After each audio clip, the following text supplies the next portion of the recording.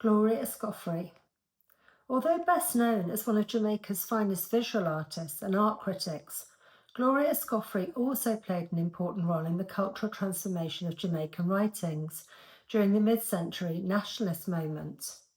Part of an influential network of creative and politically progressive women, including Vera Bell, Edna Manley, and Una Marson.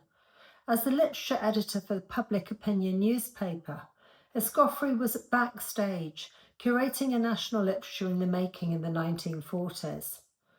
More focused on her vocation as an artist and her work as a literature teacher from the 1950s, Escoffery nevertheless produced a steady, small body of poetry that stands alone but also enriches an appreciation of her visual sensitivity and the way her craft across mediums is rooted in the Jamaican landscape, both natural and social. As well as writing poetry and a few stories that are infused with the visual aesthetic and often in conversation with visual art, Escoffery was an important art critic and helped develop a tradition of writing about art in Jamaica. Gloria Escoffery was born in Gale, St. Mary, Jamaica, on the 22nd of December 1923. Her father, Dr. William Escoffery, a descendant of white Haitians, was a government medical officer, and her mother, of English and Jewish Jamaican ancestry, was a professional violinist and bridge champion. When Gloria, the youngest of her parents' 3 children, was 9, her family moved to Brownstown, a hilly market town in St. Anne's, where she was educated at St. Hilda's High School. Her early interest in and talent for poetry can be traced back to at least 1936, when she won a schools prize from the Jamaica Poetry League. In later life, she was critical of her results-led education and the dismissal of art as her chosen subject for higher education, recalling how she was fed like a turkey for Thanksgiving to win the prestigious 1943 Jamaica Scholarship for Girls. Nevertheless, this achievement allowed Escoffery to travel to Canada for her Bachelor of Arts, mainly focused in English, which she pursued at McGill University in Montreal. Returning home to Jamaica, where nationalist politics and the arts were closely allied, Escoffery worked as a journalist and took the role of literary editor for the Public Opinion, the People's National Party weekly newspaper. Like Vera Bell, Escoffery became part of Edna Manley's close circle of talented women. In 1950, Escoffery went on to pursue her master's at the Slade School of Art in London, winning a British Council scholarship. We know from the diaries and correspondence of Henry Swansea, the producer of the BBC Caribbean Voices programme, that while in London, Escoffery was in contact with the migrant male writers making their name in the 1950s.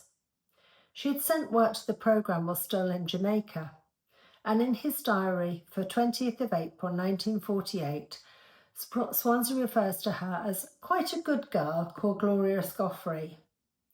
Despite this seemingly patronising phrase that Swansea commonly used for women writers, the editors of the diary volume note that Escoffery featured in the Caribbean Voices as a poet and critic, and Swansea was very evidently impressed by her artistic skill and critical acumen. Indeed, by the time Escoffery met Swansea in London, he had already accepted 9 of her poems for broadcast on the programme. In 1950, Swansea's correspondence records that he asked Edgar Mittelholzer, the Guyanese writer, to contact Escoffery, who had recently arrived in London and was feeling a little lost.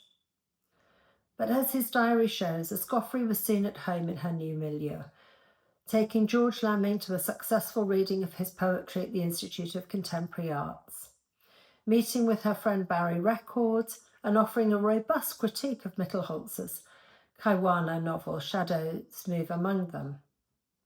Although Escoffery had travelled to London to focus on her development as an artist, her interest in literature clearly remained strong, and she continued her correspondence with Swansea until 1954, when he left the Caribbean Voices programme. In 1952, after being enthusiastically endorsed by the Slade, who wrote directly to the Director of Education in Barbados, Escoffery taught there for a year. It's likely that she made literary connections during this time, as she also acted as a books review editor for BIM, the Barbadian Little magazine, in both 53 and 54.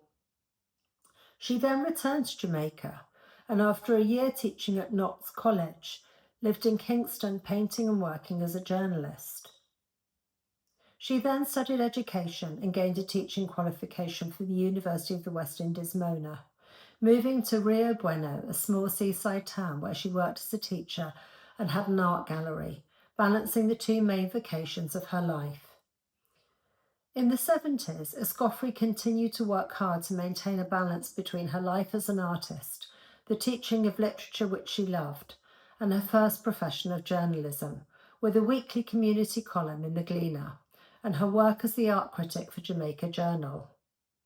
While she returned to Brownstown, she taught literature at the community college until she retired in 1985.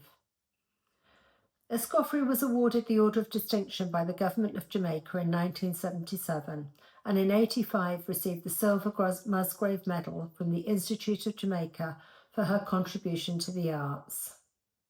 In 1999, Escoffery won the Vic Reed Prize for Children and Young Adults Writing in Jamaica's first national literary competition for her children's book, Mr. Wangler and the Bully Boys.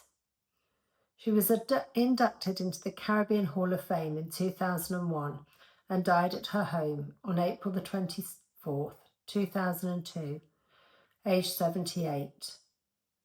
While Escoffery herself regarded imaginative writing as the least of her vocations, her poetry is carefully composed and often shares the humane, compassionate lens of her paintings.